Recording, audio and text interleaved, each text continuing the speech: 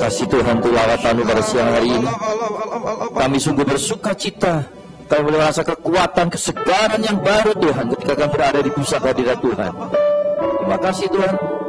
Kami tetap larut dalam urapan-Mu kalau kami sementara duduk dengan teduh mendengar firman Tuhan. Urapi hamba-Mu, firman-Mu, jemaat-Mu, supaya kami boleh mengerti rencana-Mu lebih lagi Tuh dalam hidup kami Tuhan. Sempurnakan pengertian kami hari lepas hari, agar kami boleh menikmati sepenuhnya kehidupan berkelimpahan yang Tuhan janjikan itu Tuhan. Terima kasih Tuhan, dan selanjutnya menjadi berkat, berpartner dengan Tuhan untuk menjadi saluran berkat buat dunia, mengubah dunia lebih baik lagi. Terima kasih Bapa. Kami berdoa untuk pikiran-pikiran mendengar firman Allah, Tuhan menguduskan kuasa dari Yesus. Kami mengikat pikiran-pikiran tidak bisa konsentrasi, pikiran-pikiran melayang-layang kesana kemari tidak membentuk arahnya. Perasaan letih, lesu, ngantuk, tertekan, kecewaan, kepahitan, keputusasaan, segala roh kritik, pikiran-pikiran kotor dan sia-sia sekalipun kami mengikat pikiran-pikiran semacam itu di dalam nama Yesus. Turunkanlah kuasa dan kedaulatan urapan Roh Kudus saja, dan di dalam nama Yesus kami melepaskan roh kebebasan, kemerdekaan, kesembuhan, sukacita, kelimpahan, dan roh kelegaan daripada Tuhan. Kami siap mendengar firman Allah. Di dalam nama Yesus kami sudah berdoa. Yang percaya bersama saya katakan amin. Tepuk tangan untuk Tuhan yang luar biasa. Shalom saudara, silakan duduk. Apa kabar? Ya, luar biasa. Sudah lama nggak bertemu nih. Untuk jemaat, ini yang pertama kali saya di Bojong. Saya nggak tahu Bojong. Kemarin dikirim peta juga nggak ngerti-ngerti juga itu. Ya. Ke Bojong aja sulit, apalagi masuk surga. Karena kita perlu tahu peta, saudara. Ya. Nah, saudara kalau masuk surganya itu nggak sulit. Anda terima Yesus, bertobat, masuk surga. Masalahnya sebelum mati masuk surga itu, ngapain kita itu loh? Ya.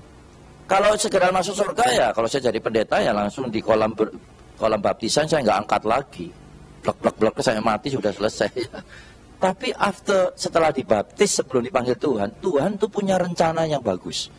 Amin. Dan di tahun perkenanan ini, waduh, saya dibukakan Tuhan, banyak segudang Tuhan punya rencana. Ya, saya akan share yang saya pernah sampaikan di Puri. Nanti saudara tadi pagi saya sudah share hal-hal yang kita perlu secara mendasar. Nah, sudah di tahun perkenanan ini, Pak Niko masih tekankan kita akan mengalami apa saudara? Pelipat gandaan dan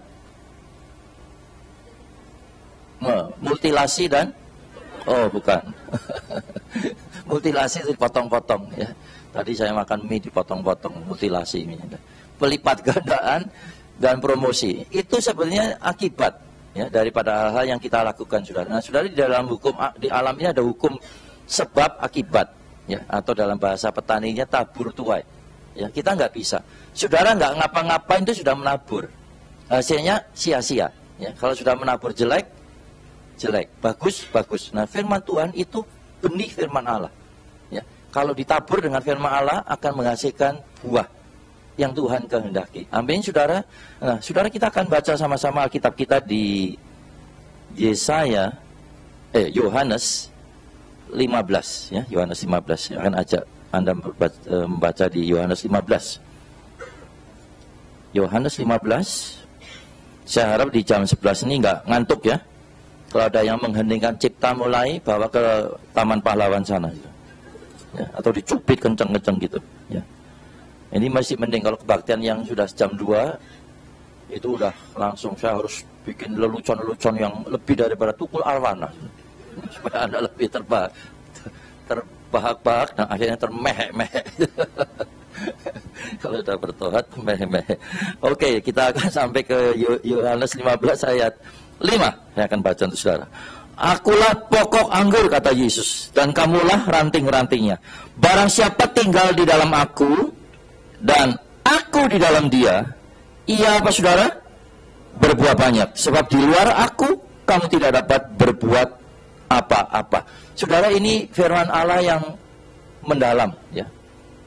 Banyak arti rohani yang kental di situ, saudara ya. Jadi kalau kita di dalam Tuhan Yesus, kita akan mengeluarkan buah. Dan Tuhan akan ada buah lebih banyak lagi. Amin, saudara. Ya, nah, apa sih buah itu? Orang bilang kaya, promosi, uangnya berlipat ganda, istrinya berlipat ganda, betul? Oh enggak, saudara ya, gitu. Nah, saudara jangan pikir, orang nggak kenal Yesus juga itu berlipat ganda, berbuah juga. Yang dimaksud berbuah itu segala bidang, tapi berkenan di mata Tuhan. Amin, saudara ya. Kalau orang dapat uang tuh ekstrimnya nyolong bisa, halal bisa, haram bisa, betul saudara. Yang Tuhan mau itu halal ya, itu yang Tuhan mau. Jadi kalau ada buah-buah yang sama bukan dari Tuhan, itu bukan yang Tuhan mau. Saya beritahu lebih ekstrim lagi ya. Ada orang yang melayani Tuhan ya. Melayani Tuhan kan termasuk buah-buah juga. Kalau dia tidak dari Tuhan, juga bukan di dalam Tuhan, Tuhan tidak berkenan. Nah, buah-buah yang Tuhan mau itu yang di dalam Tuhan. Dan di akhir sampai menjelang Tuhan Yesus datang kedua kali, itu akan tersaring. Ya, karena itu ada ladang, ada lalang, ada gandum. Ya, kenapa dibiarin? Ya, kelihatan rohani dan rohana. Tapi ternyata bukan yang Tuhan mau. Nah, kita perlu belajar hal yang mendasar mengenai ini. Ayat yang ke-6. Barang siapa tidak tinggal di dalam aku, ia dibuang keluar. Jadi kalau orang tidak tinggal di dalam Tuhan, dia pasti tidak berbuah yang Tuhan mau. Ia dibuang keluar seperti ranting dan menjadi kering. Kemudian dikumpulkan orang dan dicampakkan ke dalam api lalu dibakar. Jadi kalau orang tidak di dalam Tuhan, tidak bisa berbuah. Amin. Orang yang tidak berbuah berarti tidak yang Tuhan tidak mau. Tidak ada ayatnya pohon yang tidak berbuah jangan dibakar, dimasukkan ke museum, jadikan bonsai. Ada kita ayatnya, saudara. Kalau kita kan begitu, oh, ini pohonnya bagus, ya, jangan dibuang, taruh di kantor aja seperti ini. Ya, tapi di Tuhan nggak ada. Whether you are fruitful or not, sudah nggak ada abu-abu lagi. Ya. Nah, kita lihat lagi, jikalau kamu tinggal di dalam aku dan firmanku tinggal di dalam kamu. Ini intinya, saudara. The more you listen, understand, do the word, lebih banyak Anda mendengar, mengerti, dan melakukan firman Allah, lebih banyak Anda berbuah. Amin, saudara. Lalu firman Tuhan katakan, renungkanlah firman Tuhan sebulan sekali, kalau lagi mau. Betul ayatnya, saudara? Renungkan siang dan malam. Amin, saudara. Kalau semakin kita merenungkan firman Allah, maka firman itu akan mengubah cara berpikir kita. Ya, mindset kita berubah. Lalu tindakan kita berubah, hasilnya juga yang Tuhan mau. Ya, sudah kaya, rukun, bahagia, sehat, menjadi berkat. Itu yang Tuhan mau. Amin, saudara. Dan kita lihat lagi di sini. Ya. Dalam mana tadi ya? Mintalah apa saja yang kamu kehendaki dan kamu akan menerimanya. Dalam hal inilah Bapakku dipermuliakan dalam hal apa? Yaitu jika kamu berbuah banyak, dan demikian kamu adalah murid-muridku. Nah, saudara, saya ingin hari ini share dengan saudara sebuah kunci supaya kita berbuah di dalam Tuhan. Ya. Kata kuncinya itu adalah sebuah kata tanggung jawab. Amin, saudara. Banyak orang Kristen mau mendapat berkat, tapi nggak mau tanggung jawab. Banyak orang Kristen mau jadi penadah berkat, tapi nggak mau jadi pohon berkat. Amin, saudara. Kalau kita jadi pohon itu sakit loh. Pertama dari biji, pecah dulu, sakit nggak, saudara? Jadi berdaun, berbunga, butuh waktu. Butuh banyak pihak, hamba-hamba Tuhan, orang sekitar kita, Tuhan, situasi, masalah, keadaan yang membentuk kita sampai kita jadi pohon yang berbuah. Amin, saudara. Dan itu yang Tuhan mau. Dan kuncinya ada di kata, salah satu ada di kata tanggung jawab. Mari kita akan lihat sama-sama di Matius 25. Kita akan sama-sama lihat di situ. Matius 25, saudara akan buka bersama saya. Kita akan baca di ayat 14 mulai. Matius 25 ayat 14. Sebab hal kerajaan surga sama seperti seorang yang mau bepergian ke luar negeri yang memanggil hamba-hambanya dan mempercayakan hartanya kepada mereka. Yang seorang diberikan 5 talenta, yang seorang lagi di 2, dan yang seorang lagi 1, masing-masing menurut kemampuan kesanggupannya. Lalu ia berangkat. Segera pergilah hamba yang menerima 5 talenta, lalu ia menginvestasikan, menjalankan, memutarkan uangnya itu, lalu beroleh 5 talenta. Hamba yang menerima 2 talenta itu pun berbuat demikian juga dan berlaba 2 talenta. Tapi hamba yang menerima 1 talenta itu pergi, menggali lubang di dalam tanah, lalu menyembunyikan uang tuannya. Ayat 19. Lama sesudah Itu sudah tuannya pergi, pulanglah tuan hamba-hamba itu. Lalu saudara kasih garis bawah, saudara, sampai bolong kalau perlu, mengadakan perhitungan dengan mereka. Perhitungan, kata perhitungan kalau dalam bahasa Inggris kira-kira sepadan dengan kata accountability, pertanggungjawaban. Ya, kalau saudara nanti baca di ayat di pasal 25 ayat 31 penghakiman terakhir itu jelas. Tuhan akan manggil orang-orang, ya, akan ditanya, ngapain kamu di bumi, ngapain kamu di dunia, itu ada semua. Jadi kerajaan sorga, Tuhan Yesus itu mengajarkan di sini, punya budaya tanggung jawab. Kalau gereja, jemaat gereja punya budaya tanggung jawab, luar biasa. Saudara, waktu saya sekolah, guru-guru saya itu sebagian besar bule. Ya. Lalu satu hari, seorang dosen wanita mengajar kami kata accountability. Ya. Kita nggak punya itu dalam bahasa Indonesia accountability. Accountability itu seperti apem rasanya. Betul, saudara? Bukan. Accountability itu pertanggungjawaban kira-kira. Ya. Nah, Indonesia punyanya tanggung jawab.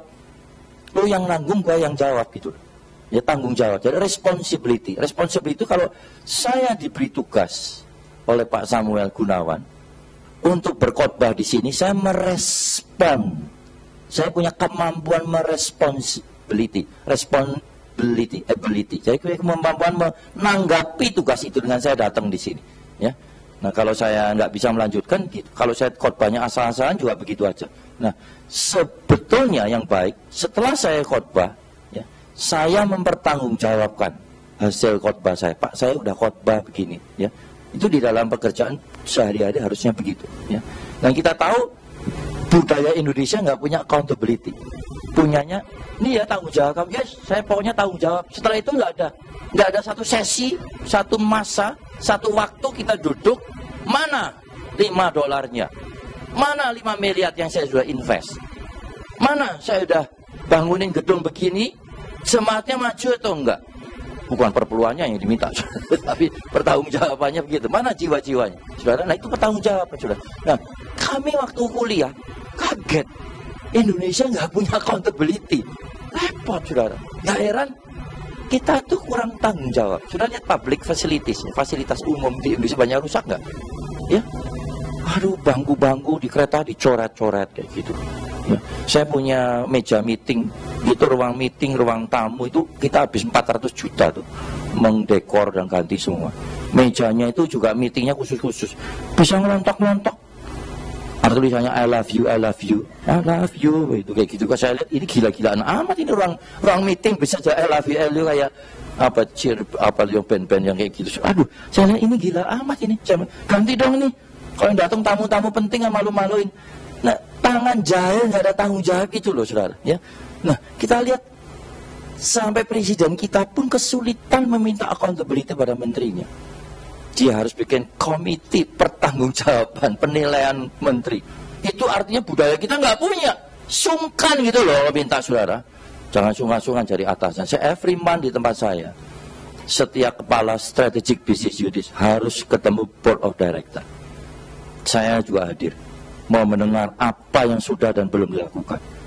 Dan kalau mereka punya kekurangan, komitmennya apa, kita support apa. Sudah, kita bisa maju bersama. Ya. Bukan cuma, ini tanggung jawab, nggak ada apa-apanya. Nah, Alkitab, sorga, kenal budaya pertanggungjawaban. Saya beritahu pada saudara, Tuhan tidak akan memberikan promosi dan pelipat ganda kalau saudara tidak bisa dipercaya oleh Tuhan. Amin. Itu kunci yang utama. Itu nggak pernah dan jarang dikhotbahin. Enaknya saja itu loh, bakminya saja, bikinnya enggak. Betul enggak? Sudah tahu semua yang kita nikmati itu terjadi dari beberapa. Ya tadi saya makan bakmi ya Pak ya. Ya, agak murtad dikit katanya. Bakmi itu tidak dibuat satu hari, saudara. Ya, pertama yang buat siapa? Enciknya itu. Sebelum jadi mie dari apa, saudara? Gandum dulu. Mie-nya aja ngelewatin pabrik. Kalau nggak pabrik ya tukang-tukang bikin mie itu. Keringetnya netes, ulet-ulet sama juga nggak apa-apa gitu. Sebelum itu gandum sehari nggak. Orang bikin gandum sampai jadi begitu tuh melibatkan banyak petani, banyak pihak, saudara. Kita enak makan mie-nya saja. Sudah ada proses panjang dalam hidup manusia yang kita harus terlibat di dalamnya. Nah, Tuhan mau beres, betul, benar prosesnya. Nah, pertanggungjawaban itu jadi satu darah, menjadi satu elemen penting di dalam setiap kehidupan. Pagi ini saya akan share dengan saudara 5 area di mana Anda perlu dan harus bertanggung jawab dalam hidup saudara. Kalau saudara mau diberkati, amin. Yang mau ditepuk tangan untuk Tuhan yang luar biasa. Cara baik-baik boleh disampaikan. Yang pertama, Tuhan ingin kita bertanggung jawab untuk kesehatan tubuh kita. Loh, pendeta apa nih? Gereja kan bicaranya rohani kesehatan. Kalau enggak, ada KKR kesembuhan. Orang sakit kebanyakan bukan karena ada bakteri, pola hidup yang tidak beres. Orang tidak mau bertanggung jawab atas dirinya. Ya, kita akan belajar kesehatan. Kedua, kita perlu bertanggung jawab untuk atas waktu kita. Amin, saudara. Ya, waktu itu berharga. Ya. Ketiga, kita perlu bertanggung jawab atas uang, fulus orang Arab bilang. Ya, cien, uang kita. Ketiga, kita bertanggung jawab atas keluarga kita. Kelima, kita perlu bertanggung jawab atas pekerjaan kita. Ya, saya yang tanggung jawab ini, yang soal kesehatan kita nggak pernah dimintain raportnya, kecuali saudara melamar pekerjaan di tes kesehatannya. Saya setiap 6 bulan accountability dengan Tuhan. Saya check up kolesterol saya, gula darah dan sebagainya. Kalau nggak beres, wah ini saya kayaknya kurang bagus. Kita mulai dengan yang pertama. Amin, saudara.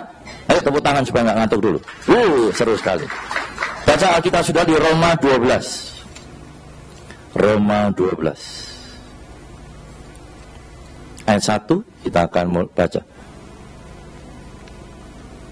Karena itu saudara-saudara, demi kemurahan Allah aku menasihatkan kamu supaya kamu mempersembahkan uangmu 20% minimum, dan rohmu, betul saudara, tubuhmu sebagai persembahan yang hidup, yang kudus, bukan kudis, bersih, sehat, dan yang berkenan kepada Allah. Itu adalah ibadahmu yang sejati. Jadi kalau kita merawat tubuh dengan sehat, itu ibadah. Sama saja datang kebaktian kayak gini loh. Amin, saudara. Saudara, tubuh kita itu penting. Mari baca Alkitab kita lagi 1 Korintus 6. Atau 1 Korintus 6 ya. 1 Korintus 6 ayat 19. Tidak tahukah kamu bahwa tubuhmu adalah bait Roh Kudus? Oh betul saudara. Roh Kudus, bukan Roh Kudus. Roh Kudus itu jarum, noroyono dan sebagainya. Yang diam di dalam kamu. Roh Kudus yang kamu peroleh dari Allah. Jadi Roh Kudus, rohnya Allah itu tinggal di dalam tubuh kita. Tidak ditulis roh, tubuh. Yang dicubit sakit ini loh, yang sukanya sate, yang kolesterolnya banyak. Saudara, tubuh ini rumahnya Allah. Ngeri nggak saudara? Saudara, kalau kita bedah khusus kita hari ini, isinya apa? Saudara, saya itu 50-an baru sadar perlu hidup sehat. Karena kali saya ke kantor kadang baru mulai udah ngantuk. Berangkat naik mobil kantor udah ngantuk. Kalau saya lihat teman mobil di sebelah juga mengheningkan cipta semua, saudara. Kecuali yang nyetir enggak gitu. Ya, sudah mengheningkan cipta, ibu-ibu pakai roll lagi. Dia nggak sempet dandan. Jadi rollnya dipasang, saking ngantuknya turun lupa diambil, masuk kantor. Ibu ada rollnya, waduh lupa gitu saudara. Jadi nggak buka ke kantor, saudara. Wah, saya lihat tuh ada yang pakai roll, makan roti, terus gini, waduh, perjalanan panjang dari Bekasi sampai Karawang. Kalau kantornya di Karawang, saudara, kesehatan. Jadi saya kira, waduh kok baru mulai hari udah teler ini nggak beres ini. Ini baru ABG, aku baru gocap tuh ABG-nya gitu. Ya, saudara, saya sudah nggak gocap ini.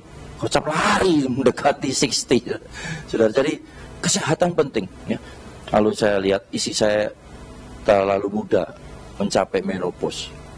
Ya, ada menopause, jantung berdebar-debar. Ya, kalau berdebar ya mati ya Pak ya. Lebih kencang maksudnya gitu loh. tidur sulit, flushing, keringat dingin, panas badannya sudah. Ya. Satu hari kami bingung, saya cek jantung bagus. Saya bilang ini kayaknya kamu pola hidup, kita juga harus bertobat. Satu hari kami ke dokter, diceramain, ini dokter yang nggak mau pakai obat. Nah, saya sudah belajar hidup saya, cuma nggak ada yang KKR-in saya gitu loh. Satu hari kami belajar hidup sehat sudah. Ketika kami belajar hidup sehat sudah, seger, otak lebih fresh, fit, bugar, ya. Wah, memang lebih slim jadinya, ya. Lihat perut saya buncit nggak saudara? Oh, enggak ya. Oh, enggak. Sudah memang rata begini. Saudara, kita mesti belajar menjaga kesehatan kita. Amin, saudara. Nah, biasanya pola makan, ya.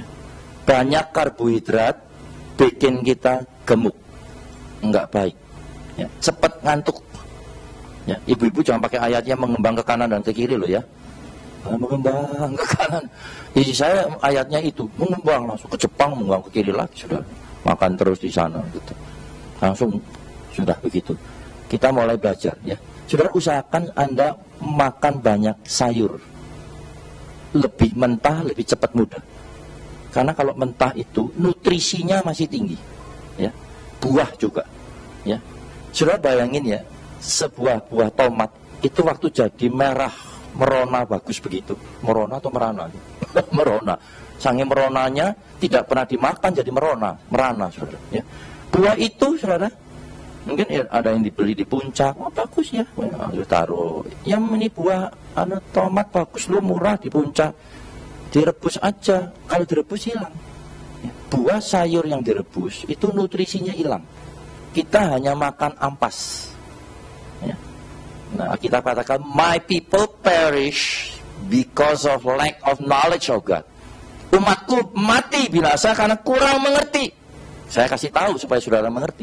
Alkitab itu ada ayat-ayat cara makan yang sudah. Kalau kita makan seperti Alkitab, makan yang raw, yang masih mentah. Jadi orang yang senang lalap itu sehat. Hanya sayangnya sekarang ada pestisida, ya perlu dibersihin, dicuci, jangan pakai rico. Ada sabun yang cocok untuk makanan, untuk cuci itu, ya. Ada juga bisa direbus tapi apinya 20 derajat, ya. Dan cepat, jangan lama-lama. Kalau lama-lama nutrisinya turun, ya saudara. Nah, jadi itu makan banyak buah, lebih lama, lebih raw, lebih mentah, lebih sehat. Karena nutrisinya masih ada. Nah, kalau saudara rebus, kan kita ada sayur lodeh, ya. Jangan lodeh, jangan asam, itu kalau jangan dimakan aja gitu. Karena kalau di nget ya kita makan sampah. Perutnya ada seratnya, nggak ada nutrisinya. Saudara bayangin buah tomat itu nangis. Dia waktu diciptaan dengan ekspektasi dari pencipta itu dimakan nutrisinya. Katakan si tomat itu bisa ngomong, ada ibu cantik ini dari GBI Bojong, Grace, House of Grace. Wah, kita dapat Grace ini dibeli oleh ibu-ibu Bojong. Oh, dia senang tomatnya ini. Sampai di rumah si Iyam suruh ngerebusin, nangis dia. Aduh Tuhan, aku jadi punya nutrisi gini melibatkan bapak petani, ibu petani, makan waktu udah jadi cuma direbus, hilang itu semua nutrisinya. Padahal Tuhan kan mau ini, kalau yang ada di diriku ini bisa nyegerin yang beli. Nah itu loh nangisnya, jadi merana tadi, bukan merona saja. Ya. Saya lihat, waduh kalau dibuka, makan. Tiap hari kami berusaha makan salad, selada, kedua tomat, ketiga timun. Itu yang disarankan. Itu harus. Pagi apel, kalau enggak pir, bukan pir becak. Enggak buat saya makan itu. Buah pir maksudnya, ya. Apel. Ya. Pisang yang bagus kepok. Kapok atau kepok? Kepok, ya. Karena kadar gulanya lebih sedikit. Ya, lebih sedikit. Ubi yang bagus ubi manis. Kadar gulanya juga tidak terlalu tinggi. Ya, jadi ibu-ibu kalau masih ngemil ya boleh itu, jangan banyak-banyak tapi ya. Sayur. Nah, isi saya makan itu, Saudara. 2 hari tidurnya nyenyak. Ya. 2 minggu turun 8 kilo. Coba dulu jamu ini, jamu itu, suntik sana, suntik sini, dokter ibu ini, diaken ini, waduh muter-muter. Saya bilang, udah makan sehat turun sendiri, tapi olahraga, ya tiap hari olahraga, usahakan, ya. Saya juga tiap hari olahraga. Olahraga tuh biar segar sekali. Kalau sudah terengah-engah gitu, waduh, pagi hari itu ke kantor, wah, saya sudah dimasuk surga, segar sekali saudara. Ya, jadi otak saya semakin berumur semakin tambah cerdas karena segar. Nah itu nutrisi itu bikin sehat dan segar. Ya. Langsung karbohidrat kita kurangin, apa yang terjadi saudara? Triglycerin saya turun, luar biasa. HDL-nya naik, bukan LDL. Ya. HDL-nya 6, tinggi banget itu. Waduh, LDL turun, nggak banyak-banyak, tapi ada, karena LDL kalau terlalu rendah juga nggak bagus, ya saudara. Dan kalau saudara ada kelebihan uang, makanlah omega 3. Isi saya waktu itu makan 5 kali sekali, kali 3, karena terapi, ya. Nah itu akan mengurangi kerak-kerak di pembuluh darah yang sudah kita terlanjur ada, mengurangi kadar triglycerin juga. Ya, saya melayani di Purwokerto, ada seorang teman saya tinggal di situ. Kami telepon lagi di mana? Di rumah sakit. Kenapa? Kalau saya kena triglycerin tinggi berapa? Enggak banyak, cuma 750. Gila, itu udah banyak. Belum ceceng katanya dia bilang. Enggak, sudah berapa hari enggak turun-turun ini. Minum itu omega 3, saya bilang gitu. 3 hari turun. 300, 200 langsung normal. Jadi saudara, saya enggak menginjili soal penginjilan omega 3. Tapi itu memang dari minyak. Dari minyak yang harus kita. Minyak yang itu yang bagus, saudara. Ya saudara, penting sekali kita makan. Kalau enggak kita harus makan minyak. Ikannya ada minyaknya, ada berapa ekor salmon kita makan. Ya kita enggak ada waktu. Makan ikan laut juga bagus. Ya. Kalau Anda mau makan ayam boleh.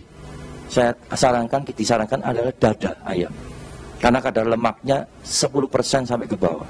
Paha bisa 30%. Dada. Ya, kalau makan dada 2 biji aja tanpa nasi. Sudah segar. Makan tempe lebih banyak. Ya, jadi kalau Anda tidak punya uang beli daging, tempe saja. Tapi tempe jangan digoreng kalau perlu. Dibacem. Wah, enak sekali, ya. Dari kita makan sayur tidak ada rasanya, Pak. Salad, kita nggak bisa makan salad sambal. Boleh sambal. Ya, jadi saya nggak bisa salad sambal. Wah, pedes langsung seadanya begitu. Saudara, dan maaf bicara nih. Buangnya cepet, plus langsung begitu, flash, saudara. Saya beritahu pada saudara, ya. Dan mengambang. Kalau tidak mengambang itu tandanya banyak lemaknya. Ini maaf saya mau bicara padanya. Itu barometernya aja. Amin saudara. Nah, kalau saudara lakukan makan yang sehat, olahraga, kita menjauhi penyakit. Ya. KKR nggak perlu banyak-banyak. Untuk orang yang nggak ngerti-ngerti aja. Ini yang repotnya hamba-hamba Tuhan. Makanya banyak yang jorok. Yang full timer lagi ini saudara. Habis khotbah, makan yang gitu, makan, lama-lama langsung sudah kena. Langsung masih pasang ring, berapa ringnya? 4 sekaligus. Ya, umurnya baru 40, ringnya langsung 4. Kalau 66 kali kayak gitu. Puji Tuhan, alhamdulillah belum pakai ring nih saya. Saudara, jaga kesehatan. Keluargamu masih mengharapkan engkau umur panjang. Cucumu yang belum lahir masih di surga mengharapkan bisa lihat kakek neneknya. Amin saudara. Karena itu kita mesti jaga kesehatan kita. Amin saudara. Kalau Anda nggak mau tanggung jawab pada kesehatan Anda, mungkin Anda makan yang jorok-jorok pola hidupnya. Tuhan tahu. Saudara bilang, saya nggak apa-apa, memang nggak pernah periksa. Tuhan lihat, setahun lagi mati. Saya nggak mau promosi, kasihan perusahaannya nanti kalau dipromosi. Mau setahun lagi mau mati. Sudah saya beritahu orang-orang yang bisa bertanggung jawab atas kesehatannya punya potensi dipakai Tuhan. Orang di akabri yang dites kesehatannya enggak. Masa orang yang sudah mau setuk masuk akabri. Kita ini akabrinya Tuhan, pasukan tempurnya Tuhan akhir zaman. Men harus sehat. Bukan men aja, women juga. Tepuk tangan untuk Tuhan yang luar biasa. Tambahan pula, tubuhmu adalah baiknya Roh Kudus. Itu kalau engkau menjaga kesehatan sama dengan kebaktian. Tiap hari berarti kebaktian tiap hari. Kalau kita itu kan ibadah yang sejati, betul nggak saudara? Ada value di sini. Kedua adalah waktu. Ya, baca Alkitab saudara, kita perlu tanggung jawab atas waktu. Efesus 5 ayat 26. Efesus 5 ayat 26. Pergunakanlah waktu yang ada karena hari-hari ini adalah jahat. Amin saudara. Pergunakanlah waktu dalam bahasa Inggris bukan pergunakan, bukan take your time, spend your time, use your time, bukan. Dalam bahasa Inggris jelas, bukan pergunakan. Tebus, redeeming your time. Tebus itu kalau saudara kalau tebus ingat ya pegadaian aja gitu ya. Tebus yang itu nggak bisa. Saudara ini lain saudara. Tebus itu yang harusnya kita nggak bisa bayar kita bayar, kita utang. Hidup kita tuh banyak utang sama Tuhan di dalam waktu. Karena ada waktu-waktu yang kita gunakan yang seharusnya Tuhan mau kita nggak pakai. Ya saudara, apalagi untuk berbuat dosa yang Tuhan tidak mau. Dan kita harus tebus. Ya, di dalam bahasa aslinya exagorazo, kata redeem. Exagorazo itu pay, buy, whatever you can buy. Belilah berapa saja dan kapan saja dan apa saja yang kau bisa beli. Waktu itu harus dihargai seperti itu ya, karena itu waktu itu penting sekali saudara ya, dan waktu itu hal yang tidak bisa diulang di dalam hidup ini ya. Sudah lewat, bisa balik lagi nggak bisa. Saya itu merencanakan masa pensiun saya dengan baik, lalu seorang penasihat di dalam bukunya mengatakan kamu harus merancang masa tuamu dengan baik. Sekali keliru nggak bisa muda lagi. Udah terlanjur 80 mundur lagi nggak bisa. Bisanya cuma mati aja saudara. Karena itu perancangan hidup tuh harus perhatikan baik-baik. Kuncinya ada di waktu saudara. Ya. Dan waktu semua orang kaya miskin pinter bodoh laki perempuan termasuk banci-bancinya saudara. Cuma satu jatahnya berapa? 24 jam. Dan yang lebih gawat lagi, kapan game overnya nggak ada yang tahu saudara. Betul nggak? Dipanggil Tuhan nggak ada yang tahu. Siapa tahu mudah lebih cepat, kita nggak tahu. Karena kita nggak tahu dan terbatas, nggak bisa diulang. Jaga baik-baik soal waktu. Saya kalau boleh ngulang hidup saya pengen ngulang, tapi nggak bisa. Di Alkitab nggak ada inkarnasi ya. Ulang malah jadi cecak, nggak lucu. Bukan jadi malaikat jadi cecak, merayap-rayap. Aduh, nggak bisa saudara ya. Jadi kita perlu perhatikan waktu kita. Berapa waktu kita saudara per hari? 24 jam, tidak bisa lebih. Pak SBY itu rasanya mau nambah, mau nuker waktunya gelandangan di pinggir jalan tambah 10 lagi, nggak bisa. Dia kan kalau bisa sampai kurang tidur, lihat tuh gandul gitu lupa sudah. Masih salep nggak bisa hilang gitu sudah. Ya, kalau bisa tuh waktunya gelandangan mau dia beli, sibuk sekali tuh bapak kita itu, mengabdi bener-bener. Saudara, nggak bisa saudara. Ya. 24 jam, sepertiga waktu kita untuk tidur. Berapa? 8 jam, yang malas 12 jam tidurnya, atau kekenyangan 12 jam. Saudara makan nasi banyak-banyak, jam 1 siang seperti ini, menghentingkan cipta mulai. Lagunya gugur bunga terus itu, dan ada musim gugur itu saudara. Kira-kira begitu saudara. Ya, 8 jam untuk tidur. Karena itu kalau punya uang, belilah kasur tempat tidur yang paling enak. Isi saya nggak terima, langsung dia saya boros itu. Kita beli kasur yang paling empuk sudah, ya sudah. Kalau kamu gembuk kan empuk juga gitu. Masa tidur terus gitu sudah. Akhirnya kita beli kasur yang paling 8 jam waktu kita. Waktu saya tinggal berapa? 16 jam. Kerja berapa jam kerja? 8 jam. Kerap kali nggak bisa ya Bu ya. Ya eksekutif juga ya Bu ya. 10 jam. Kita nggak bisa tenggo. Kalau tenggo bukan orang tanggung jawab. Time langsung go gitu maksudnya. Tenggo. Iya kan? Kita lebih dari itu, belum perjalanannya sudah 8 jam. Anggap saja 8 jam. Masih punya waktu berapa? 8 jam. Saya hitung waktu saya. 8 jam saya kan perlu untuk mandi, merawat tubuh ini loh. Mandi, keramas, cukur jenggot, pijet, refleksi, terus apa? Medikur hibiniu. Ya terus apa perawatan ini itu dan sebagainya. Saudara ya, bersihin kuping, telinga, jari, wah macam-macam saudara. Mandi, buang air besar, sedang sampai kecil. Ya, menemani istri, kadang mijetin dikit-dikit biar dia nggak stres juga. Wah, peluk sama anak, ketemu menyiapin khotbah. Ini kan nggak semenit nih perenungan jam 2 malam kadang-kadang baru bisa tenang saudara. Ya saudara, itu potong-potong 4 jam. Saya desak-desak. Saya masih punya waktu berapa? Nah, saya mikir, saya mau redesign hidup saya 4 jam. Lalu saya lihat peta dunia. Dunia ini sedang menuju kemana? Buat saya ya, tidak harus sama. Saya lihat ada tren yang luar biasa di dunia, yaitu internet, mobile phone, telepon seluler. Orang bisa telepon lebih cepat. Nanti transaksi bisnis, komunikasi ada di situ semua. Betul nggak saudara? Waduh. Lalu saya mulai menginvestasikan waktu saya 4 jam untuk dunia itu. Saya bukan dari komputer atau IT. 4 jam. Kalau itu 4 jam untuk mendesain ulang, ya, saudara. Kalau nanti saya pensiun kan saya ingin di situ saudara. Ya. Karena kalau saya kuliah gimana? Ya, kuliah sendiri. Karena ilmu itu digital marketing nggak ada college yang itu. Saya kirim anak saya Singapura itu nggak ada. Adanya cuma seminggu 3 kali pun orang kerja pada kumpul. Kayak anak saya, sudah ketemu, sudah Pak, dapat 12 orang. Jadi ada sekolah yang guru-gurunya khusus datang dari luar negeri di Singapura. Sekarang protol tinggal 4 saudara, rontok.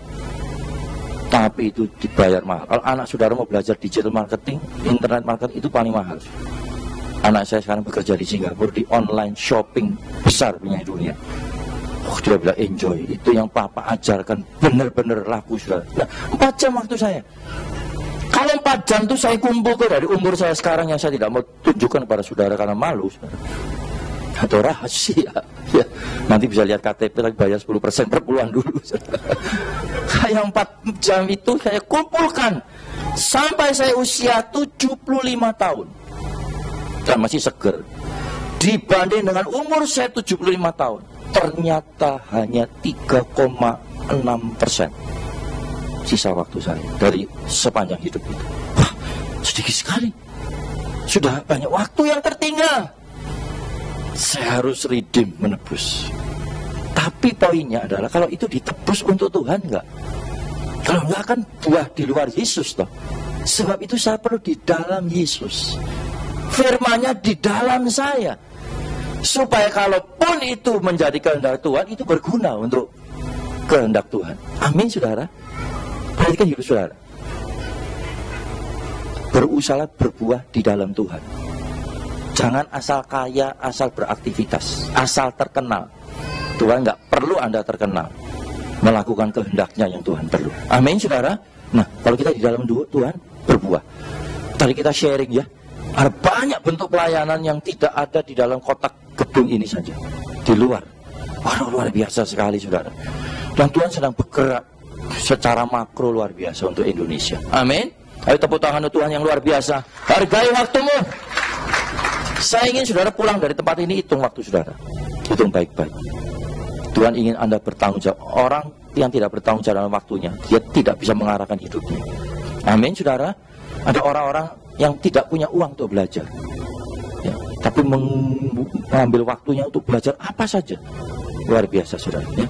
Ada seorang abang becak di Jogja belajar Facebook. Mungkin komputernya juga yang sudah bekas-bekas. Kita anak orang kaya dikasih baru untuk game-gamean saja.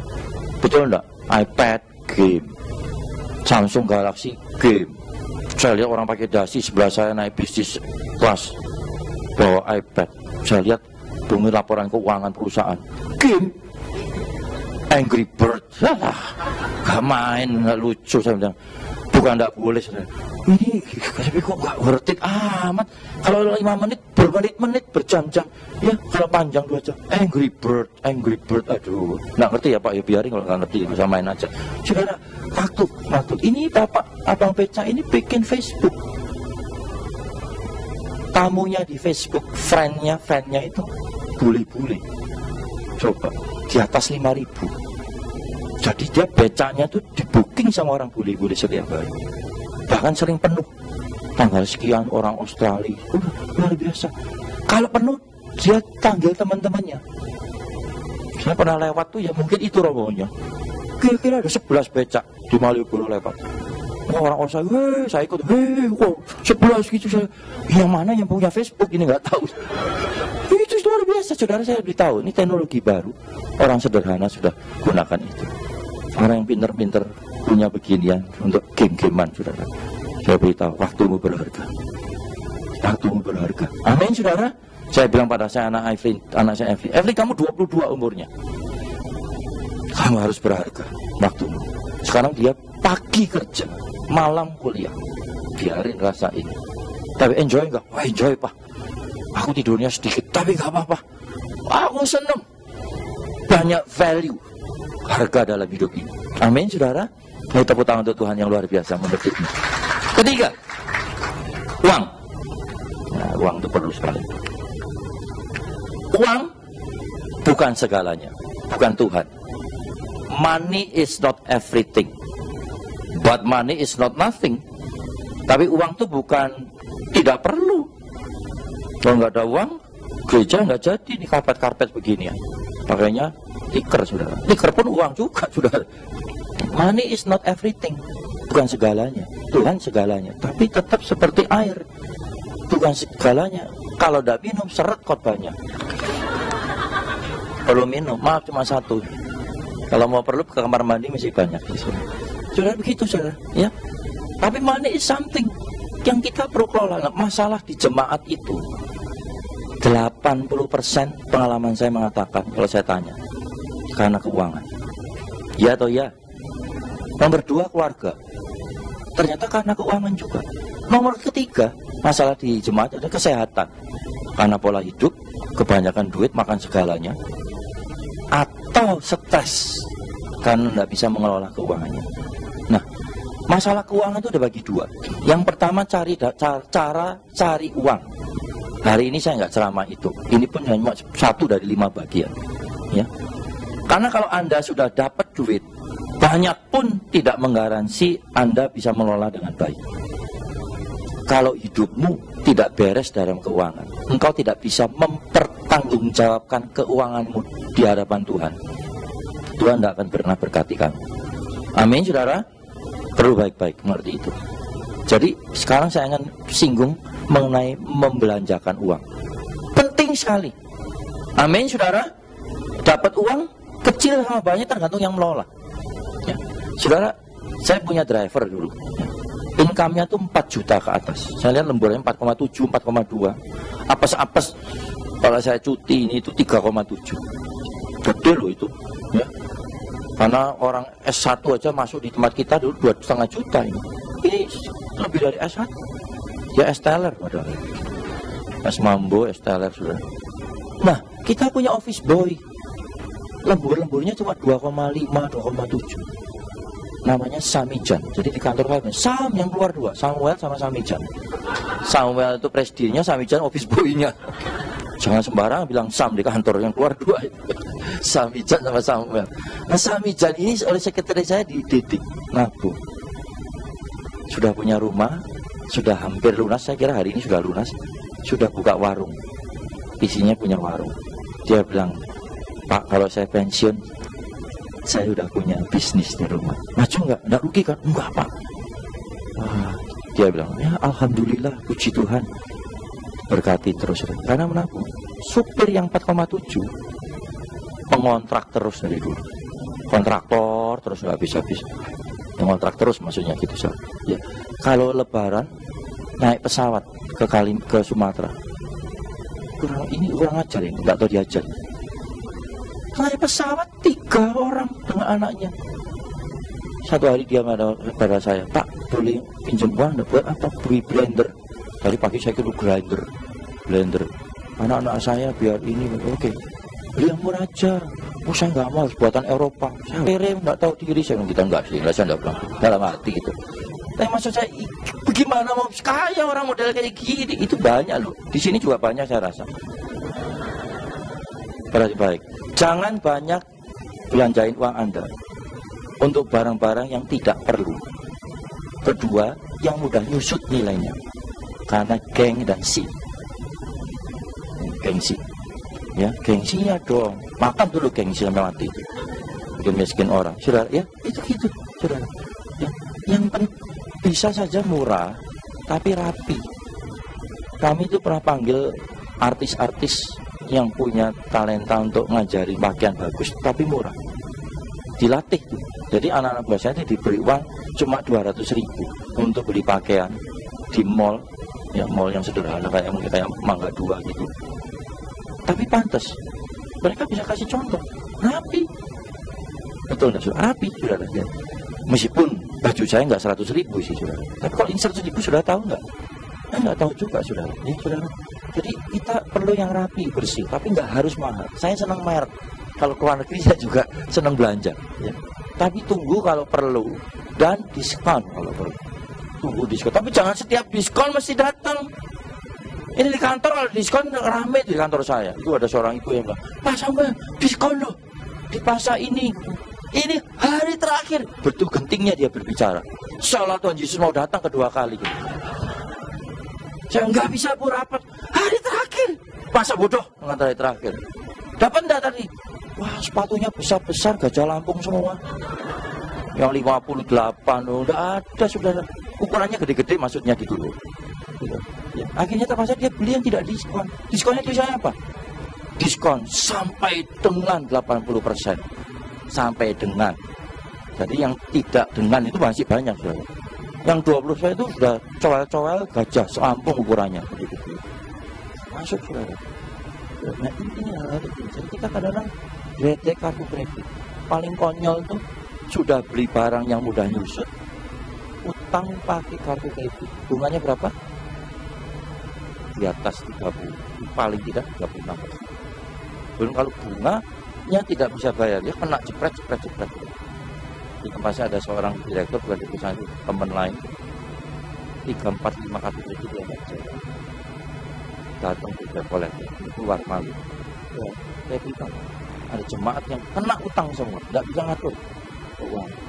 Jangan belanja barang yang tidak perlu dan mudah nyusut. Yang mudah nyusut apa? Elektronik. Ya. Terus kemudian sofa, mobil, motor, kendaraan mudah. Beli seperlunya lah, saudara. Ya. Nggak usah harus Alphard kalau belum waktunya. Karena lapnya dulu belinya nggak apa-apa. Sederhana saja. Saya bilang, kalau nggak bisa beli baru, nggak harus baru, tapi jangan yang mogokan gitu loh, saudara. Ya, kenapa sih mesti paksa-paksa, mesti barang yang kredit, yang nggak perlu gitu, saudara. Ya. Saya saksi, ya. Saya belajar hidup disiksa oleh bensin, tapi bermanfaat. Mobil di rumah itu belum dijual tahun 2001. Ini mobil Korea, tapi masih bersih. Karena istri saya jarang pakai. Dari rumah ke fitness gitu. Karena di tempat apartemen juga ada fitness, nggak pakai. Paling itu belanja-belanja gitu. Yang kotor-kotor. Kalau di Jakarta kalau mobil terlalu bagus juga stres kan. Kalau sudah lama penyot, wah nggak ada stres, damai sejahtera. Kalau saya enggak masa bodoh sudah biarin. Nah tapi kalau di fitness diganggu itu istri saya sama teman-temannya yang makan gengsi. Ibu, mobilnya sudah jadul. Tante, mobilnya jadul kan anak muda bilang. Langsung tersiksa. Hilang damai sejahteranya. Pulang di rumah protes sama saya. Dilecehkan. Jadul katanya. Masa istri presiden hamba Tuhan mobilnya jadul. Wah, Yesus sekarang sampai selamanya tidak berubah. Tapi saya juga tidak berubah.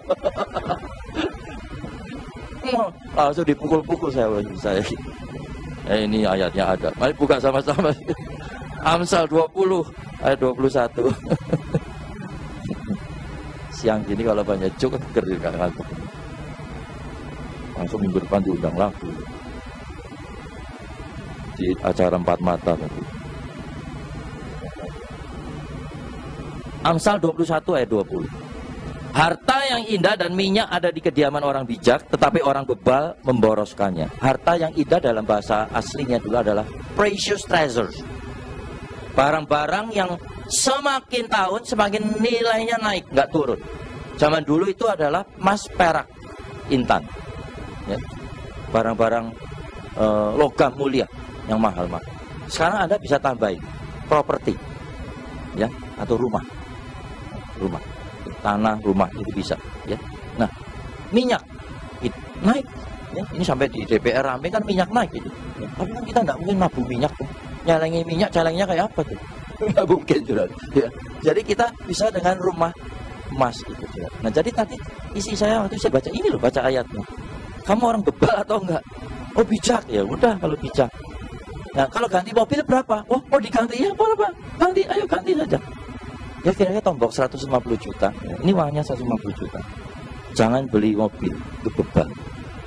Jadi beli emas, barang yang indah, yang nggak nyusut. Beli emas, ya 100 juta atau 150 juta dapat dulu masih 30 jutaan Pak. Ya bisa dapat 3 on, masuk aja. Jadi gantinya. Terus tunggu firman Tuhan akan berbuah dan ada hasilnya. Setahun lagi digoda lagi soal gengsi tadi. Tante cantik-cantik kok mobilnya jadul gitu loh. Baca firman lagi. Tambah berapa? 100 juta lagi ya, tambah belikan emas lagi ya. Saudara kalau nggak bisa beli rumah, beli emas saja. Satu hari ada orang kepepet utang di bank karena boros. Anak Tuhan pulang, tapi tidak kerjanya sama. Jadi kejar bank, baru bayar utang. Hanya dikasih waktu 1 minggu. Ketemu saya, apartemen. Berapa, Pak? 285. 280 ya? Udah susah, ditekan lagi. Kecek. Akhirnya menyerah, ya 280. Saya bayar cash, keras. Langsung. Ini, udah siap, langsung. Saya bayar 280. 280. Apartemennya dalam waktu setahun naik di atas sampai 350 juta. Kalau dibeli mobil turun enggak harganya? Turun. Disewa orang setahun 80 juta. Orang Jepang, Jepun. Luar biasa enggak saudara? Nah, satu. Karena Tuhan kok enak ya. Akhirnya isi saya, silakan goda saya dengan gengsi. Aku tetap pegang firman-Mu. Waduh, luar biasa firman-Mu. Ya firman-Nya Tuhan. Jikalau engkau di dalam aku dan firman-Ku di dalam engkau, minta apa saja. Tapi jangan minta mobil yang udah turun. Itu bukan kehendak Tuhan. Saya tidak bilang Anda tidak boleh punya mobil. Tapi kalau belum waktunya. Tapi kalau bisa nahan, kenapa enggak? Ini contoh ekstrim. Akhirnya kita punya 4 apartemen kecil-kecil. Sekarang hari ini 750 juta. Satu biji. Itu dari mobil-mobil yang mau ganti-ganti nggak jadi-jadi. Nah teman-teman yang fitness makan malam bareng sekarang sama saya. Mana apartemennya, rumahnya, mobilnya itu saja, uangnya kena susut terus. Sudah gitu ada yang cicilan mobilnya, yang seneng banknya, yang seneng leasingnya. Itu nggak suara. Sekarang sewanya berapa? Saya beli yang satu, beli satu apartemen baru keluar dari notaris. Orang mau bayar 125 juta, saya mau tidak ada uang komisi ke broker, dibayar. Sewanya langsung 2 tahun 250 juta. Berapa yang balik modal semua? Luar biasa. Lihat saya. Di dalam hidup manusia, menurut saya, versi saya, ada 4 fase. Fase pertama orang Jepang bilang fase kere, miskin gitu loh, minus. Ya, waktu kita lahir kira enggak, minus enggak? Ya papa mama kita yang kasih makan, sampai kita sekolah masih minta terus, minus. Kerja pun belum cukup, minta lagi. Yang repot sudah punya cucu, minta lagi, gratisan terus. Dan itu yang minus. Sampai kita kerja, saya kerja, nggak mau ganggu orang tua. Begitu saya kerja, papa nggak usah bantu saya bisa berdiri kaki sendiri, nggak ibu. Ya, artinya bisa makan gitu. Menikah. Berdiri kaki sendiri juga dua-duanya sudah, ya. Sudah kita bisa. Tapi begitu kita kredit rumah masih minus. Kita perlu punya satu catatan neraca. Betul kalau utang sama harta di total saya masih plus. Akhirnya kita lihat pas-pasan. Karena utang terus. Ya jadi pas-pasan. Kalau dihitung 0 pas gitu. Tunggu kalau harga rumah naik. Lalu ada waktu kita bisa nabung. 1 rumah. 1 kilo emas, 2 on emas, plus. Nah, dari fase minus, pas-pasan impas, agak plus. Plusnya 2, plusnya 3, plusnya 4. Plusnya itu jadikan barang-barang yang menghasilkan uang sendiri. Itu yang disebut fase keempat. Fase passive income atau financial freedom. Kalau saya hari ini nggak kerja, beberapa biji rumah saya sudah cukup kasih makan saya. Nah, Tuhan tuh mau di fase ini orang Kristen. Financial freedom itu yang disebut hidup di dalam segala kelimpahan. Tapi dimulainya nggak sehari. Kita membuang gengsi. Mau saudara? Tahan nafsu. Kalau ini jemaat mau seperti itu, setahun lagi dicatat, hidupmu akan berubah. Kalau engkau bisa mengelola uangmu, Tuhan akan percayakan lebih besar lagi. Yang ngerti boleh tepuk tangan untuk Tuhan yang luar biasa. Amin, saudara. Berikutnya, habis duit apa? Keluarga. Oh, penting keluarga. Keluarga itu adalah unit terkecil dari lembaga terkecil yang Tuhan percayakan dalam kita. Siapa yang paling bertanggung jawab dalam keluarga? Suami, kepala rumah tangga, ya. Bapak-bapak, Anda bertanggung jawab. Ibunya senang langsung ikut tuh, Pi, dengerin Pi, ini coba langsung dicoba trik ini. Dengerin Pi, gitu. Hari ini untuk papi Pi, langsung gitu. Sampai pipinya merah, Pi langsung gitu aja. Saudara, memang iya. Ya, kita orang laki-laki jadi kepala rumah keluarga. Kita bertanggung jawab. Keberhasilan keluarga seharusnya ditentukan oleh suami. Amin, saudara. Anda sebagai suami-suami gimana? Suami itu bertanggung jawab. Untuk apa, saudara? Untuk mengasihi keluarganya, memberi nafkah keluarganya, melindungi keluarganya, mendidik keluarganya, mengarahkan keluarganya, memberi teladan pada keluarganya, dan membawa ke jalan yang benar. Saya punya tanggung jawab. Waktu saya menikah, papa saya ceritain, kamu harus seperti ini, seperti papa lakukan, saudara. Saudara, kalau kita itu bertanggung jawab seperti ini, anak kita bangga loh punya papa kayak gitu. Saya punya bos dulu bilang, Sam, kamu belum menikah. Wah, ini paling seneng kalau anak saya bisik-bisik begini. Ya. Babi gua, papa gua gini. Setia sama mama, tanggung jawab. Karena papanya temannya nggak gitu. Gue bangga banget punya papa kayak gitu. Saya kalau denger itu, senang sekali, saudara. Saudara, itu nggak bisa dibina sehari. Kalau hidup kita menurut firman Tuhan, itu dengan sendirinya. Itu buah. Buah itu nggak harus mobil, uang, harta, kedudukan. Buah itu. Amin, saudara. Oh, luar biasa, saudara. Saya beritahu. Jika seorang kepala rumah tangga pria gagal, ibu terpaksa ambil alih. Nggak ada masalah. Jangan mengeluh. Tapi berdoa supaya suaminya berfungsi seperti yang Tuhan mau. Amin. Kalau papa mama nggak berfungsi, saya kan anak nih Pak, papa mama saya nggak karuan semua. Cerai berai saya, bukan cerai masih berai lagi, saudara. Parah banget, saudara. Ya anak, saudara. Kok saya nggak tanggung jawab, terberai juga. Ya kamu, saudara, saya beri tahu kepada saudara. Ya, nggak ada yang tidak mungkin. Ya. Jangan pernah menyesal. Tuhan pasti masih punya rencana baik dalam hidup kita. Amin, saudara. Nah, ini penting sekali tanggung jawab. Anak-anak itu tanggung jawab kita. Istri juga. Wanita adalah makhluk yang punya hak untuk disayangi.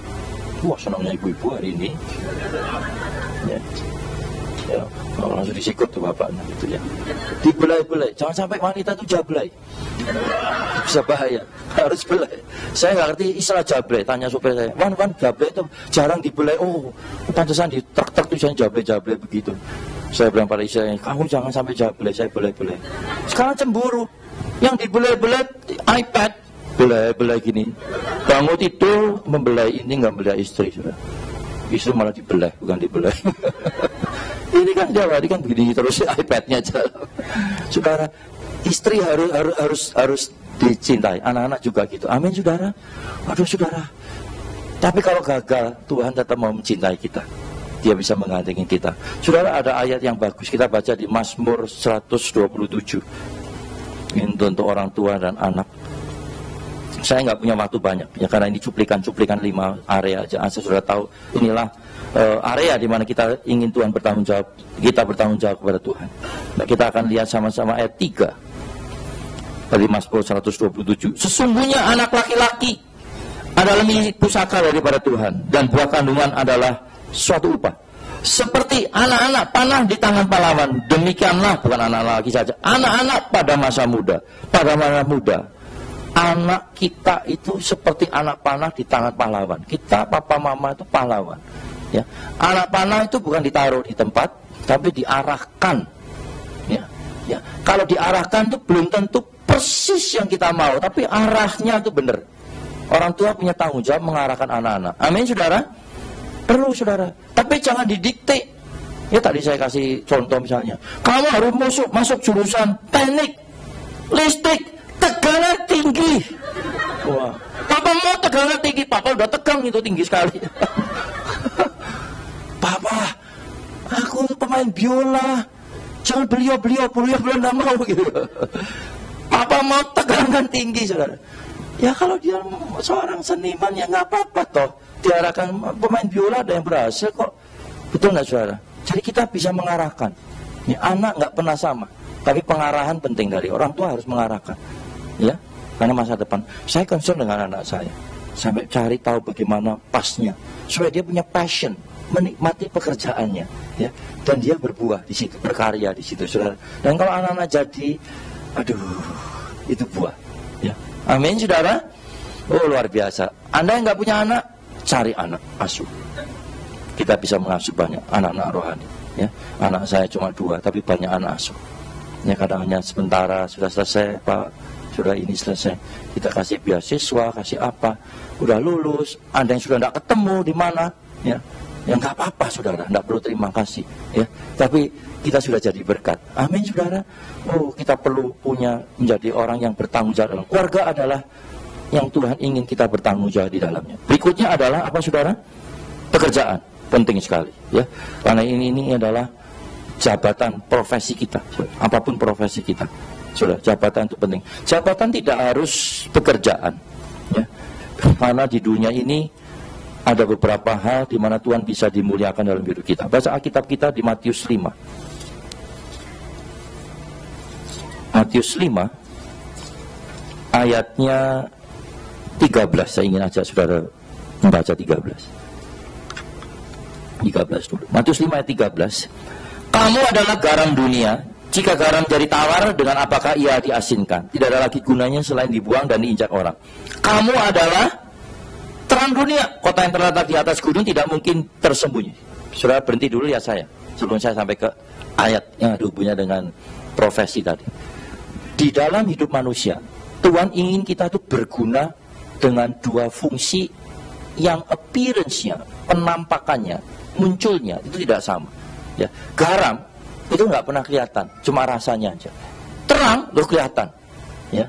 Saudara, saya beritahu, ya, ibu-ibu sebagai mama itu garam. Mama itu nggak pernah dipuji, nggak ada piala. Papa ada, anak ada, betul nggak? Ya, kayak gereja perlu bikin piala ibu-ibuan. Oh, ibu beneran. Ya, betul nggak? Ibu bangun pagi, udah masih kerja kantor, mikirin anak, multitasking, ibu itu, ya. Nggak ada papanya. Ibu tetap melayani sampai anak itu bisa. Sudah anaknya menikah, cucunya dioperin juga. Ya tetap melayani, begitu nggak, saudara? Ya, minta balas budi enggak? Masa mau tua-tua? Oh, noni, rekeningnya udah panjang 3 meter loh. Kamu waktu hamil nyusahin ngidam duren, mana lagi? Ngidam naik Gajah Lampung, dari lagi Lampung terus gitu. Berapa kesana tuh biayanya? Terus dilihat 3 meter tuh. Kan kita nggak pernah, ibu-ibu nggak pernah minta itu. Betul nggak? Mama saya nggak pernah. Saya bilang pada anak saya, mamamu tuh udah capek, masih mikir masak ini, untuk kamu semua. Itu garam. Kita sering jadi garam. Saya khotbah di sini jadi terang. Sudah lihat saya. Tapi pendoa yang di belakang itu lebih penting daripada saya hari ini. Karena dari mereka saya nggak bisa berdiri. Itu garam. Jadi ada orang yang memang fungsi. Saya punya 2 fungsi. Saya sering kali jadi garam.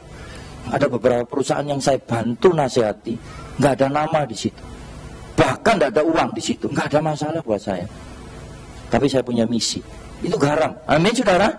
Berhasil juga nggak ada yang nepuk tangan, nggak ada yang mengrecognize, menghargai. Nggak ada masalah.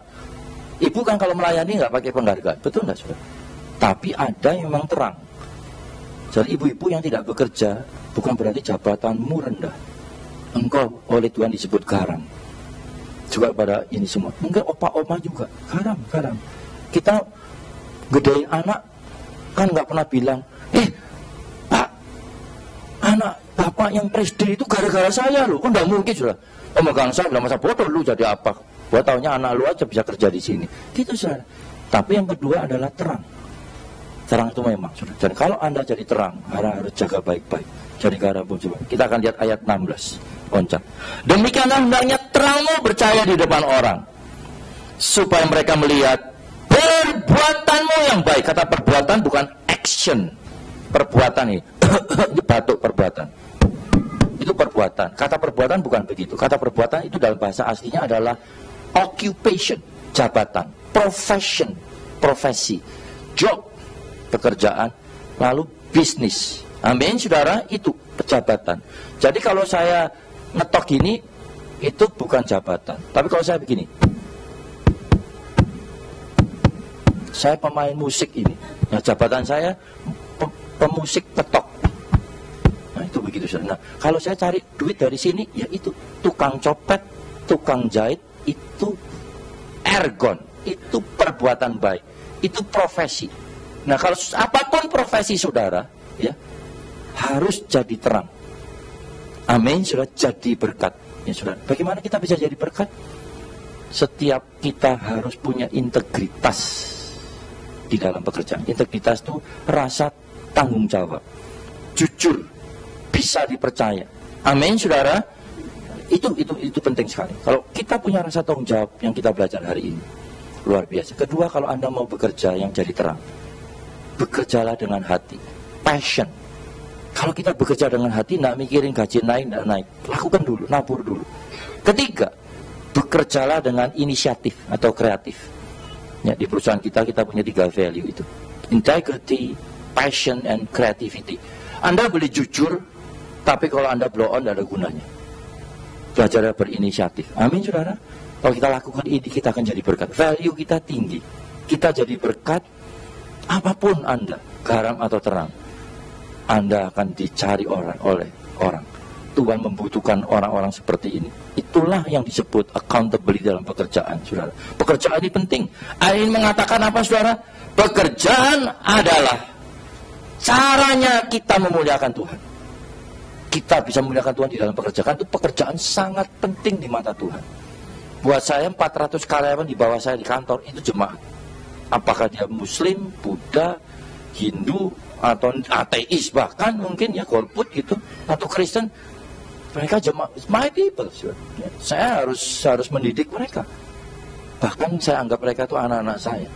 Saya satu hari katakan pada mereka, pada para pembina, kita bertanggung jawab 400 keluarga di head office ini. Belum yang cabang-cabang ada 1.500. Kita bersyukur bisa kasih makan 2.000 orang. Ya. Kita bisa membantu melayani nasabah sekitar 800.000. Ya, itu sudah bersyukur. Ya, kita berkebenaran kita bisa menjadi berkat. Amin, saudara. Sudah saya beritahu pada saudara, hidup itu indah dan asik, saudara. Kalau sudah mewarnainya dengan tanggung jawab, kita punya value di mata Tuhan. Itulah yang Tuhan mau. Selamat siang. Tuhan berkati saudara. Tepuk tangan untuk Tuhan yang luar biasa. Pemain musik bisa kembali. Masih makan mie kayaknya di sini. Kita tunggu sampai selesai. Wah, sudah selesai mie-nya.